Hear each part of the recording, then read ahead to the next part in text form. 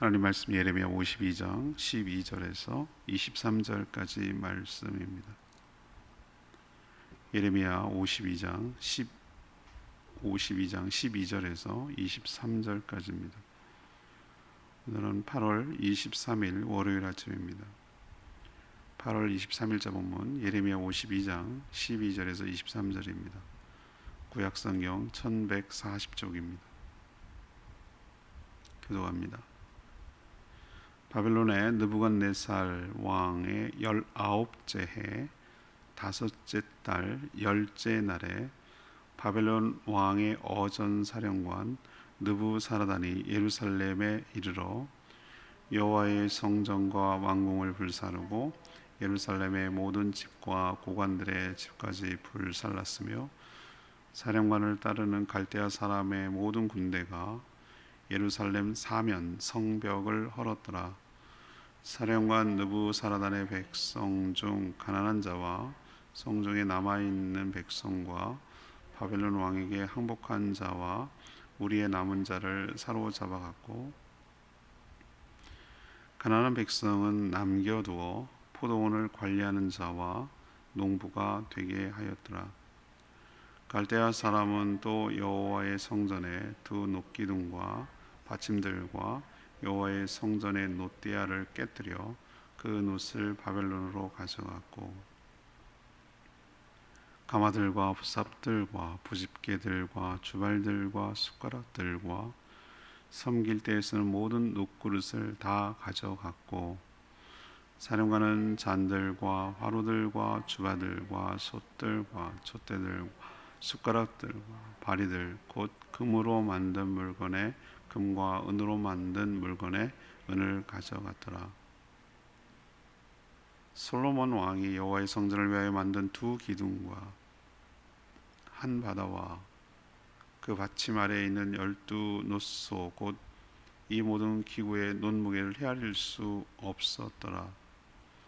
그 기둥은 한 기둥의 높이가 18규빗이요 그 둘레는 12규빗이며 그 속이 비었고 그 두께는 네 손가락 두께이며,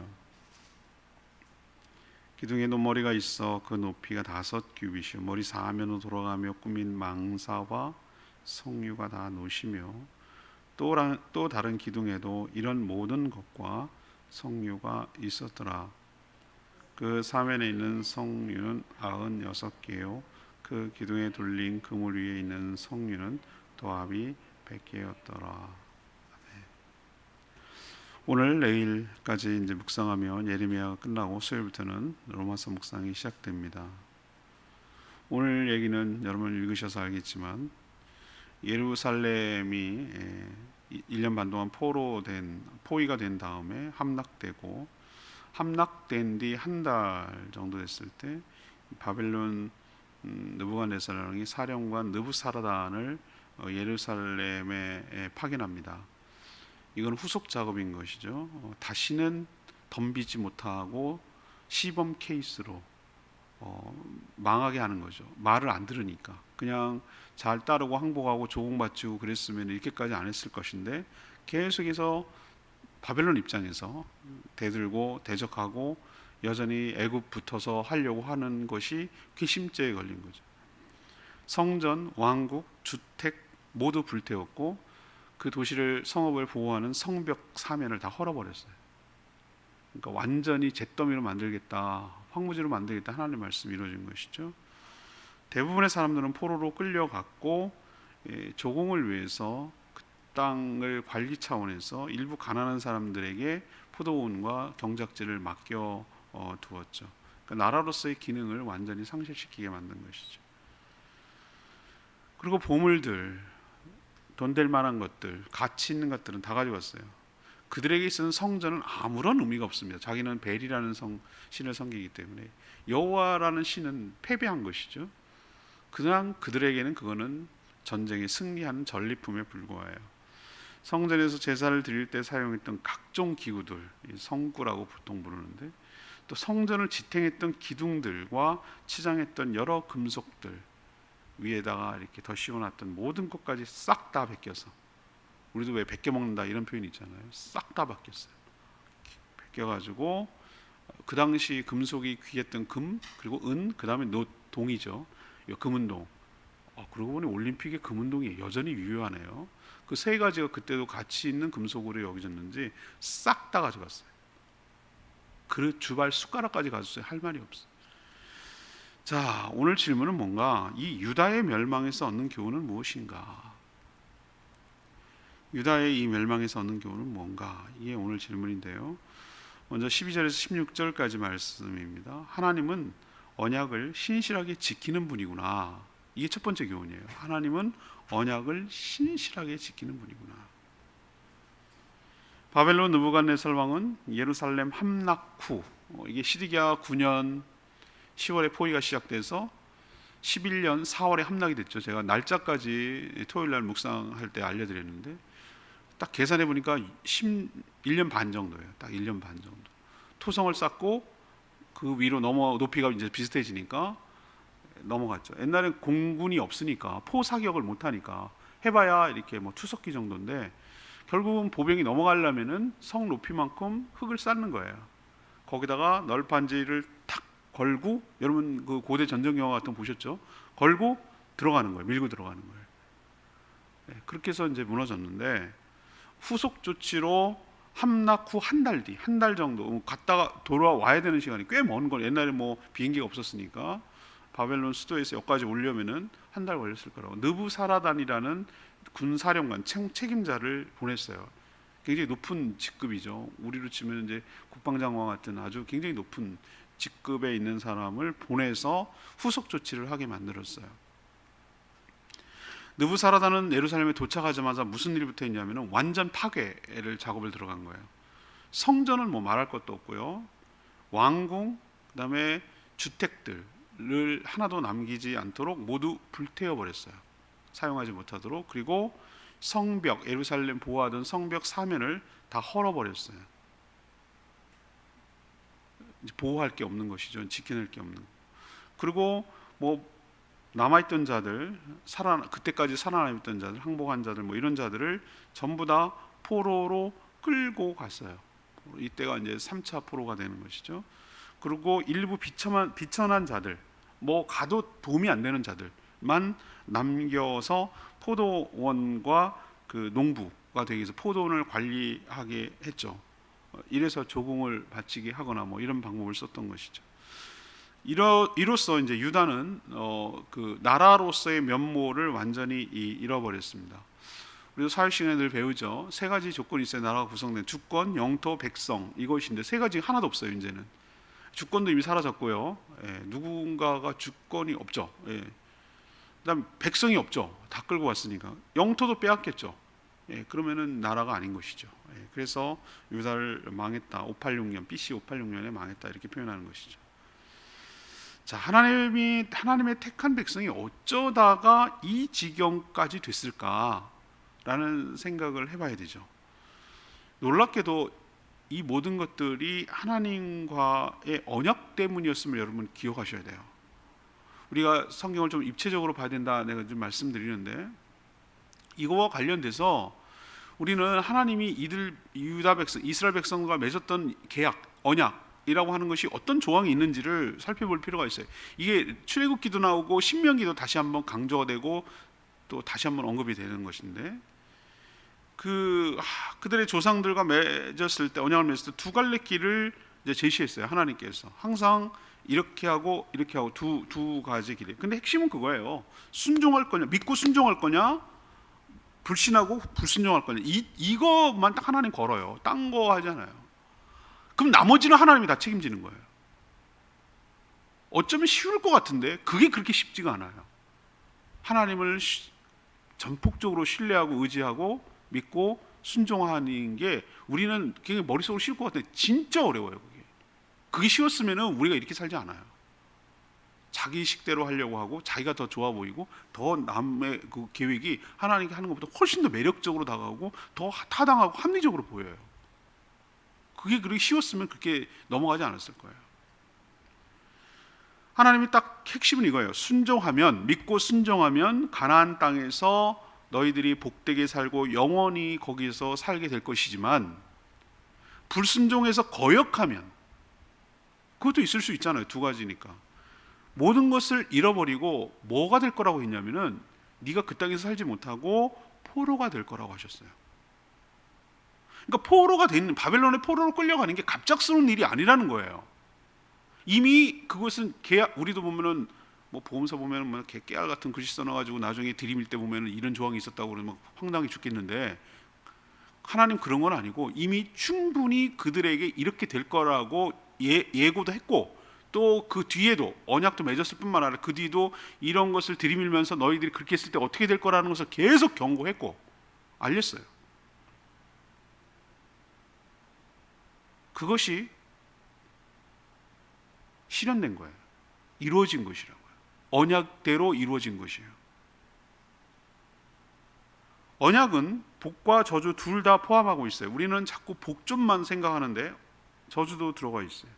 그럼 우리는 이걸 어떻게 받아들여야 되는가? 두 가지 양면으로 받아들여야 돼요.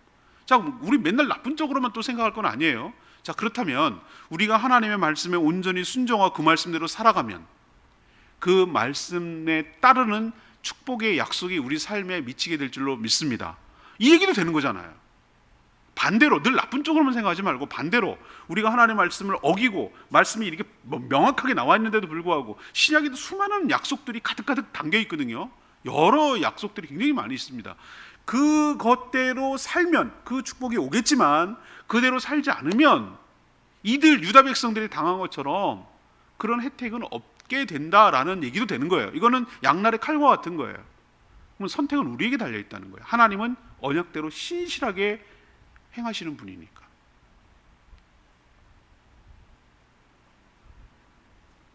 우리도 유다의 멸망을 보면서 하나님의 말씀이 그대로 이루어지는구나 라는 것을 또 한번 확인하고 말씀을 믿고 순종하며 살아가는 저희 모두가 되기를 원합니다.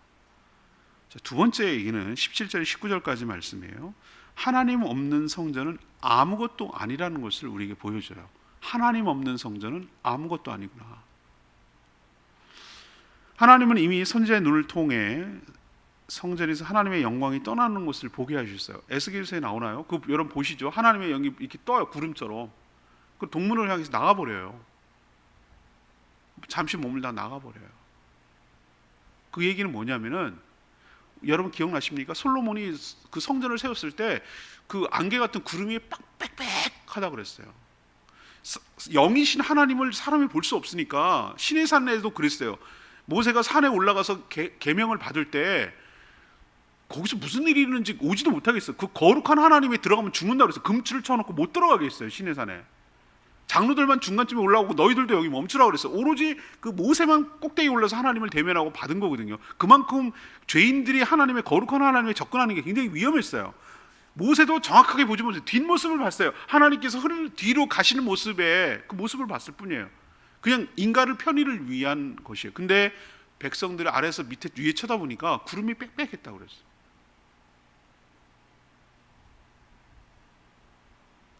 우리도 가끔 한라산 올라가면 우리 뭐 평지에도 가끔 그런 일이 벌어지는데 앞이 안 보일 정도로 빽빽하죠. 그런 게 있는 것처럼 성전이 그랬고요. 그렇다면 그건 하나님을 인간의 눈으로 볼 수 있도록, 가시적으로 볼 수 있도록 하나님의 임재를 상징하는 것이죠. 그것이 떠났어요. 성전이 떠났어요. 그 환상을 보여주셨어요. 그러면은 표현이 우리 잘 쓰는 표현이죠. 안고 없는 찐빵. 무슨 말인지 알죠? 핵심이 없는 그거. 막 바닷가에 가서 애들이 좋아했다고 개 잡았다고 막 덥석 잡았는데 껍질만 있는, 무슨 뜻인지 아시죠? 알맹이는 하나도 없는, 죽어버린 그런 걸 지금까지 붙들고 있었던 거예요. 그게 유다 백성들의 삶이었어요. 그리고 절대 안 무너진다고 잘못된 믿음만 갖고 있었죠. 껍데기뿐인 하나님 안 계신 성전이 과연 성전일까? 이게 성전인가 하는 거죠. 거기서 드리는 제사와 여러 가지 종교 활동이 어떤 의미가 있을까? 하나님 왜 이렇게 성전을 부셔? 그걸 놔둬? 라고 말하기 이전에 이미 떠나버린 아무런 가치 없는 것이 뭐가 된들, 그게 하나님이 뭐가 그렇게 중요하겠어요? 바벨론 사령관 느부사라다는 성전에 들어와서 그에게 눈에는 하나님의 거룩함이 안 보이죠. 그저 전쟁에서 승리한 장군으로서 전리품을 취할 뿐이죠. 우리도 그렇게 된다는 거예요. 하나님이 떠난 인생은 정말 불신자들에게 농락당하고 짓밟히고 아무런 능력이 없고 그렇게 될 수 있다는 것을 하나님께서 보여주시는 거예요. 느부사라단 눈에는 하나님이 섬길 때 쓰는 거룩한 기구가 아니에요. 그의 눈에는 그저 하나의 챙겨가야 될 전리품에 불과한 거예요. 그냥 귀금속, 금속에 불과해요. 그는 하나님을 믿지도 섬기지도 않았으니 그런 성구에 대한, 하나님에 대한 경외심이 전혀 없습니다. 하나님이 계시지 않은 성전에서의 기물들은 그저 가져가고 차지해야 될 전리품과 귀금속에 불과한 것이죠. 하나님은 그런 것에 마음 두지 않는다라는 것을 우리에게 보여줍니다. 하나님의 관심은 어디에 있는가? 하나님의 택한 백성들의 마음에 있습니다. 마음에 있습니다. 진정으로 하나님을 경외하는가? 진정으로 하나님을 사랑하는가? 진정으로 하나님을 예배하며 경배하는가? 거기에 하나님이 계시는 것이에요. 그러나 그런 마음이 없고 형식적이고 겉만 남아있고 껍데기만 남아있는 것은 하나님은 아무런 하찮게 여기고 가치없게 여긴다는 것을, 이렇게 되도록 해도 아무런 조치를 취하지 않는다는 것을 우리에게 어떻게 보면은 경고하고 있는 얘기가 됩니다. 자, 그러면 이걸 우리에게 어떻게 해석해야 될까?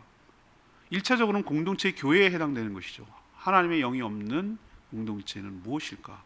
그냥 세상의 계모임이나 친목 모임에 불과한 것이죠. 하나님의 영광이 떠난 교회, 그것은 아무런 가치가 없는 것이죠. 또 우리 개인에게 적용하면 우리 몸이 하나님의 거룩한 성전이라고 했는데 하나님이 계시는 머무는 거룩한 곳을 그렇게 유지해야 되는데 그렇지 못할 때 좀 하찮게 되는 것이죠. 우리에게 이 성전이 망가지고 빼앗기고 유린당하는 것을 보면서 우리가 경각심을 갖게 되는 것이에요. 우리는 껍데기만 붙들고 신앙생활을 하는 것이 아니라 하나님, 살아계신 하나님을 모시고 신앙생활하는 것이 매우 매우 중요하다. 그것 없는 신앙은 마치 영혼 없는 육체처럼 소라 껍데기 같은 그런 신앙생활에 불과하고 생명이 없는 신앙생활이 될 수 있겠다라는 경고로 받아들이고, 또 하나 긍정적으로 보자면 우리가 어디에 마음을 쏟아야 되는가, 우리가 어디에 신경을 써야 되는가, 어디에 그 가치를 둬야 되는가라는 것을 우리에게 가르쳐주고 있어요. 전 예측하기를 무리하게 성전 건축을 하거나 그래서 부채가 있거나 뭐 이런 교회는 굉장히 좀 위험하다고 저는 생각합니다. 시기적으로도 그렇고 다음 세 아이들이 없어요. 지금 인구가 얼마나 심각한지 우리는 체감 못하고 있는데 어마무시한 변화가 지금 앞으로 오고 있어요. 제가 요즘 책을 열심히 읽고 있는 10시간짜리 정확하게 말하면 읽는다라는 것이 아니고 듣는 거죠. 완독을 해야 되니까 얼마나 오래 걸리지. 지금 일주일 내내 듣고 있는 책, 축의 변화라는 책인데 정말 미국의 똑똑한 학자가 이 전반 사회 10년 후를 내다보면서 쓴 이렇게 책이에요. 근데 너무너무 그 시사하는 바가 커요. 우리는 지금 모르고 있어요. 개구리 죽듯이 모르고 있어요. 그런데 정말 여러 가지 변화가 올 거라고 예측이 가능한 가운데 정말 이제는 우리가 뭐에 더 목회에 집중을 해야 되는가, 어디에 신앙에 포커스를 둬야 되는가에 대해서 도전이 되는, 전 그걸 그렇게 이제 해석하고 적용하는 거예요. 건물이 필요합니다. 그러나 최소한 있으면 됩니다. 우리가 더 치중해야 될 것은 공동체에 더 강화되고도 하나님의 성령이 그 안에 머물러 있도록, 하나님의 영광이 그 가운데 있도록, 정말 하나님의 모습이 우리 삶 가운데 드러나도록 우리가 정말 성령 충만을 사모하고 그런 공동체가 되는데 더 마음을 쏟고 더 힘쓰지 않으면, 외형적인 것에 거기에 마음 두고 그게 자랑스러워하고 그게 뭔가 안 무너질 거라고 생각하는 이렇게 착각 속에 살면 유다의 성전들이 꼴딱 넘어가고 망하듯이 우리도 그 꼴 당할 수 있겠구나 라는 생각을 또 한 번 하게 되는 것이에요. 오늘 말씀을 통해서 우리가 성령 충만하며 하나님을 모시고 사는 삶이 신앙의 핵심인 것을, 껍데기 붙들고 사는 삶이 아니라 정말 속의 알맹이를 붙들고 그것을 지키고 살아가는 저와 여러분 되기를 소망합니다. 세 번째는 우리 가르쳐준 도전은 20절에 23절까지 말씀이에요. 성전이 아니라 하나님이 지켜주신다라는 것을 우리에게 도전하고 있어요. 유다 백성들은 하나님을 경외하며 믿지도 않으면서 이상한 믿음이 있었어요. 성전이 있는 예루살렘 성은 결코 무너지지 않을 것이다 라는 그릇된 어떤 믿음 같은 거예요. 그러나 바벨론 침략과 함락으로 그들의 잘못된 믿음도 함께 무너진 것이죠. 성전이나 성이 그들을 지키는 것이 아니었어요. 하나님이 그들의 산성이고 그들의 보호자가 되시는 줄로 믿습니다. 그럼 하나님의 보호는 어디서 오는가? 하나님과의 좋은 관계에서 오는 것이죠. 좋은 관계는 뭔가? 하나님을 신뢰하고 의지하는 데서 생기는 것이죠. 하나님과의 관계가 깨지니 그들을 보호했던 보호막은 사라지고 그냥 허벌판인 것이죠. 맹수에게 놓여있는 양떼들 같은 것이죠. 그들을 심판하는 하나님의 도구 바벨론 군대는 그들을 침략해서 모든 좋은 것을 다 탈취하고 유린했습니다. 그들의 눈에는 여호와를 섬기는 성전이 아니라 그저 벗기고 떼어내고 가지고 가야 할 전리품에 불과했죠. 그들이 기대했던 애굽 꿈쩍도 하지 않았습니다. 저는 아프간을 보면서 그 칼럼을 쓸까 말까 좀 고민 중에 있는데, 자기 스스로를 지켜낼 의지가 없는 나라는 누가 지켜줍니까? 세계 최강 미국이 그렇게 많은 쏟아붓고 무기를 갖다 줘도 다 버리고 도망가고 항복하는 나라를 누가 지켜줍니까? 우리 스스로 지켜낼 의지와 능력이 없는 나라가 누가 과연 지켜지겠냐는 생각이 많이 드는 거예요. 이들요, 하나님이 지켜주신다고 생각해야지 애굽 기대다가 꼴 좋게 됐잖아요. 손 빼잖아요. 아무런 도움을 안 주잖아요.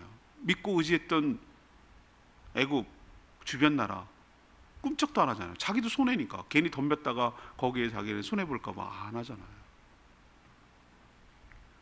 망해갈 때, 사람이 망해갈 때 보면은 그때 누가 친구인지 알 수 있다고 그러는데, 사람 인심이 그래요.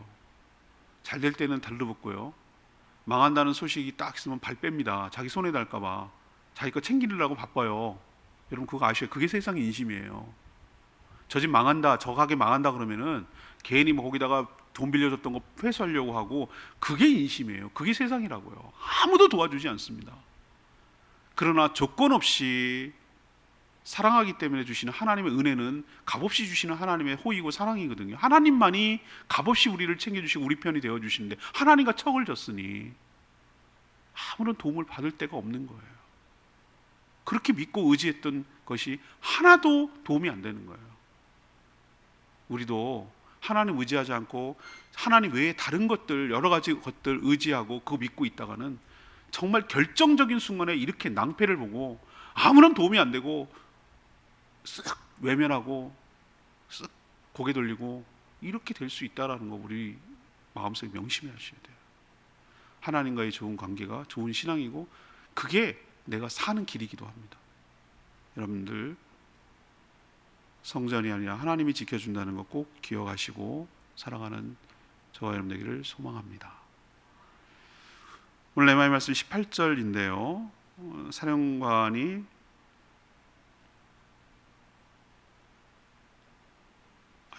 19절인가요? 19절입니다.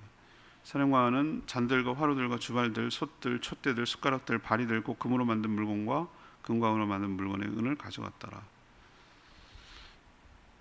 뭘 가져갔는지도 아주 구체적으로 잘 적어놨는데, 저는 이 가운데 말이죠, 저는 그 뭐라고 할까, 절망 중에 희망의 씨앗이 이 복선처럼 숨어 있는 것 같은 느낌을 받아요. 여기에 어디 희망적인 게 있습니까? 이렇게 여러분 생각할지 모르지만 저는 이 가운데 희망을 봐요. 왜냐하면 다른 것까지 대조를 해서 성경을 읽어야 되는데, 이 바벨론은 성전에 쓰던 여러 기구들을 어떻게 했습니까? 물론 그럴 시간도 없었고 에너지도 많으니까 녹이지 않았어요. 여러분 그거 아셔요? 녹이지 않았어요. 녹였다는 얘기 없죠? 그냥 형태 그대로 밥그릇, 뭐 화로, 주발, 솥, 숟가락, 뭐 이거잖아요. 그릇. 이거 그냥 금은된 거 보물로 보이니까 그걸 그대로 형태 그대로 파괴하지 않고 녹이지 않고 가져갔어요. 물론 그 기둥 벽에 있던 것만 너무 크니까 그거를 베끼고 깨트려서 그것은 쪼개가지고 가긴 했는데 여러 가지 기구들 있잖아요. 기구들 성구 쓰는 것들 그것들은 그냥 가져갔어요. 만약에 깨졌거나 녹였더라면 이거는 다시 회복하지 못했을 거예요. 돌아가신 할머니가 저희 그 얘기 해주셨어요. 일제시대 때 일본군이 얼마나 악랄했냐면은 그 포탄 그 쓰려고 동이 필요한 노시, 그러니까 노숟가락 제사드린 제기 다 뺏어갔대요. 그래갖고 그때만 해도 사람들이 제사를 드려야 되기 때문에 그거 뺏길까봐 땅 속에 감춰놨다가 숨겨놨다가 묻어놨다가 제사 드릴 때만 썼다 다시 묻고 뭐 그랬다. 그리고 숟가락 젓가락이 없어가지고 나무로 그렇게 해서 먹었다 숟가락조차도 뭐 그 얘기 하는 거예요. 얼마나 싹 그거 가지고 다 녹여가지고 뭐 했습니까? 포탄 만들고 총알 만드는 데 쓰는 거죠. 그랬더라면 이건 소용이 없어요. 근데 제가 왜 희망을 봤다 그러냐면은 이게 아주 치욕을 당해요. 벨사살 왕 같은 때 보면은 그 자기가 그 과시하려고 뭐 우리가 이렇게 했어 그러면서 성전에서 그 거룩한 용도로 쓰는 것을 갖고 오라고 그래. 술 따르는 걸로 자기가 즐기는 잔 같은 이런 걸로 잔치에 이런 기구들을 사용해서 그 조롱했지만 치욕을 당했지만 놀랍게도 바벨론 포로에서 돌아올 때 말이죠. 바벨론 70년 뒤에 포로에서 돌아올 때 고레스 왕이 사람들만 보는 게 아니라 그 성전에서 쓰던 여러 가지 것들도 같이 돌려보내요. 그래서 회복하고 다시 쓰는데 도움이 됩니다. 하나님은 저는 이렇게 생각되는 거예요. 하나님 거기까지 우리는 여기서 뭔 희망이 있겠나? 바리바리 싸들고 왔는데 뭔 희망이 있겠나 이렇게 생각하지 모르지만 하나님은 거기까지 생각을 하시는구나 이런 생각이 들고 진노 중이라도 긍휼을 잊지 않으시는 하나님의 그 손길 마음을 전 여기서 발견하게 되는 것이죠. 자, 질문으로 돌아갑시다. 지금 뭐 유다 망한 얘기는 한두 번 한 건 아니지만 이 유다의 멸망 과정에서 우리가 얻을 수 있는 교훈이 뭔가 이제 내일로 예레미야 끝나는데요. 첫 번째는 하나님은 뭘 지키시는 분이라고요? 언약, 약속, 말씀이라고 바꿔도 돼요. 그것을 신실하게 그 말씀대로 지키시는 분. 그래서 우리 믿을 수가 있다. 그대로 이행하시는구나 이분은 라는 것을 믿을 수가 있는 것이에요. 제가 여러분 사죄의 은총 선포할 때 하나님께서 여러분이 고백한 모든 죄악, 회개한 죄악은 약속대로 그대로 이행하시는 분인 줄로 믿습니다. 이 말씀을 믿으시라고 말한 이유가 하나님 그런 분이니까 한 말에 책임을 지는 분이. 우리는 그렇게 못해도. 두 번째는 뭐예요? 하나님 없는 성전, 하나님이 떠난 성전이 아무것도 아니라는 거. 이렇게 유린당하고 이렇게 했는데도 하나님은 전혀 개의치 않는다는 거. 우리도 무엇을 붙들어야 되는가? 껍데기가 아닌 하나님 붙들고 의지하고 살아가는 저희 모두가 되기를 원합니다. 세 번째는 뭡니까? 성전이 아니고 예루살렘인 성벽이 아니고 하나님이 지켜주는 거였어요. 예루살렘이 함락되지 않는 성이 아니고 성전이 있기 때문에 망하는 게 아니라 하나님이 계시기 때문에 안 망한 거였다는 거예요. 착각하면 안 된다는 거예요. 하나님 떠난 인생 보험하기 사라지는 것이에요. 그럼 우리도 이렇게 비참하게 끝날 수 있다는 것 명심하시고 살아가는 저와 여러분 되기를 소망합니다. 오늘 말씀 붙들고 기도하기 전에 732장 찬양집 732장 부르고 기도하겠습니다.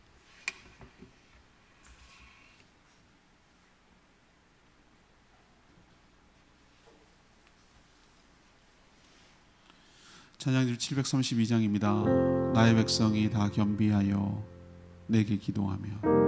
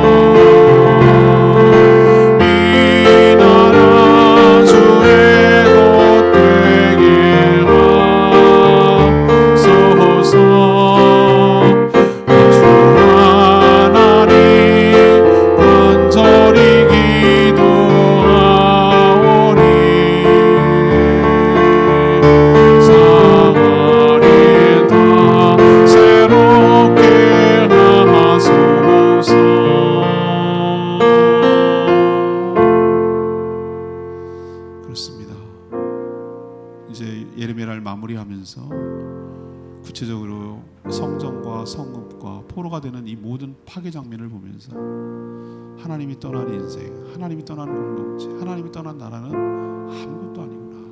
정말 아무것도 아니구나. 하나님 우리의 보호자가 되어주시고 하나님과의 좋은 관계가 내가 사는 길이구나. 오늘 말씀을 통해서 하나님의 언약에 신실하시구나. 왜 이렇게 너무하시네 이렇게 말하지 말고, 너무한 것은 하나님이 아니라 유다 백성들이었어요. 하나님, 저희가 교훈을 삼게 하여 주시고 우리도 하나님이 떠난 인생이 아무것도 아님을 깨닫고 하나님과 머물며 하나님과 동행하는 삶을 살게 해달라고 주여 외치고 기도하겠습니다. 주여 하나님, 나의 백성이 다 겸비하여 내게 기도하며 나의 얼굴을 구하여서 그 악한 길 떠나며 하늘에서 듣고 죄를 사하며 그들의 땅이 무지리라.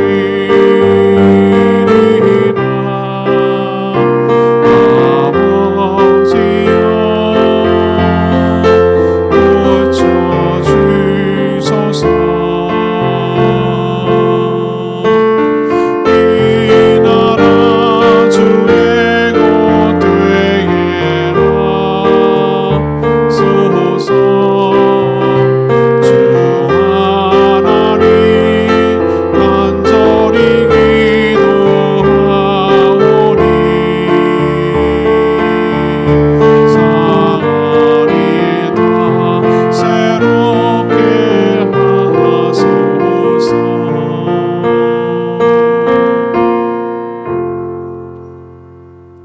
하나님, 유다가 바벨론에 철저하게 파괴되며 망하는 과정을 보면서 참 많은 것들을 깨닫습니다. 하나님은 언약에 신실하셔서 반드시 그 하신 말씀대로 이행하시는 분임을 깨닫습니다. 그것이 복이든 그게 화이든 우리도 그대로 이루어질 줄로 믿습니다. 그러니 하나님을 경외하는 마음으로 복된 길을 선택하며 믿고 순종하는 저희들 되게 하여 주시옵소서.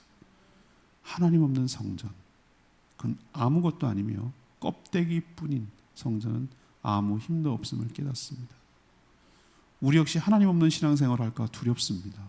우리 안에, 우리 교회 안에 하나님을 모시게 하여 주시옵소서. 하나님과 친밀한 관계 속에서 하나님의 보호를 받고 하나님의 은혜 가운데 살아가는 저희들 되게 하여 주시옵소서. 오늘도 주님께 간구하는 모든 기도 주님께서 응답하여 주시고, 우리 사랑하는 성도들 태풍과 코로나 가운데 안전하게 지켜보호하여 주시고, 털끝 하나 다치거나 손해 나는 날이 없도록 하나님께서 눈동자와 같이 지켜 보호하여 주시옵소서. 이 모든 환난과 어려움들이 속히 지나가게 하셔서 우리 일상이 돌아오게 하여 주시고, 하나님이 지켜주지 않으면 아무 소용없다는 것을 깨닫고 하나님 은혜 늘 사모하며 주님의 도우심과 보호하심 속에 살아가도록 하나님을 경외하며 살아가는 모든 백성들 다 되게 하여 주시옵소서. 모든 것을 주님 손에 맡겨드리옵고 예수 그리스도의 이름으로 축복하며 기도합니다. 아멘. 오늘 하루도 이 한 주간도 주님 은혜 가운데 살기를 축복합니다. 태풍 오마이스, 코로나 하나님 지켜달라고 꼭 중보기도 하시기를 바랍니다. 오늘 CBS 모처럼 생방송하니까 문자 많이 보내주세요. 충분히 기도하고 바로 시작하겠습니다.